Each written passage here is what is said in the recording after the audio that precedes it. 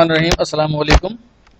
Class ninth and class matric. आज का आपका टॉपिक है chapter number 7 circular motion gravitation का टॉपिक है, जिसका नाम है difference between capital G and small G.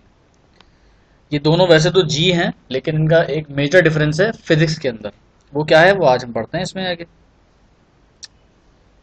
ये हम चलेगा अपनी स्लाइड में। ठीक है जी। अब सबसे पहले हम चलते हैं डिफरेंस की तरफ। जो स्मॉल जी है वो हमारी ग्रेविटी है। ग्रेविटी मतलब एक्सेलरेशन ड्यू टू ग्रेविटी। मतलब यह है कि जमीन जितनी एक्सेलरेशन से या अट्रैक्शन से किसी भी बॉडी को अपनी तरफ अट्रैक्ट करती है, उसकी वजह से उसकी तेजी को, उसकी speed of change of velocity को हम कहते हैं, rate of change of velocity को हम कहते हैं acceleration due to gravity, that is small जी।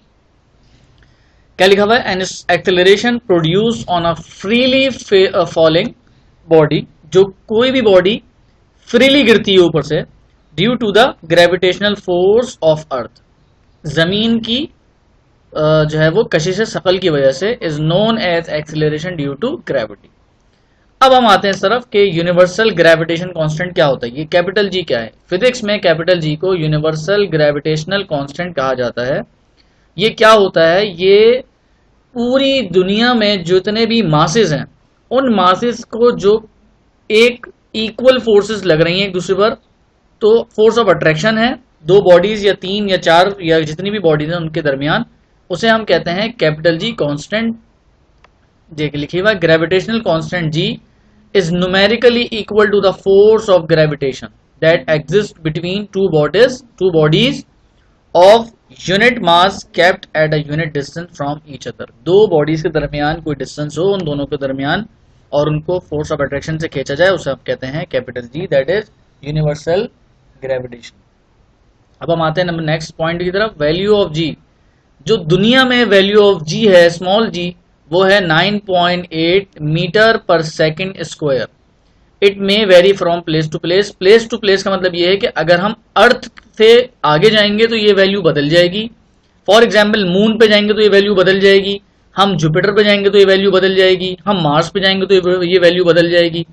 लेकिन हम पूरी कायनात में कहीं भी चले जाएं और हम कितना ही ट्रैवल कर लें, हमारा डिस्प्लेसमेंट डिस्टेंस कितना ही हो, उसकी वैल्यू जो कैपिटल जी की है वो है 6.67 एक्सपोनेंट -11। एक्सपोनेंट किसे कहते हैं?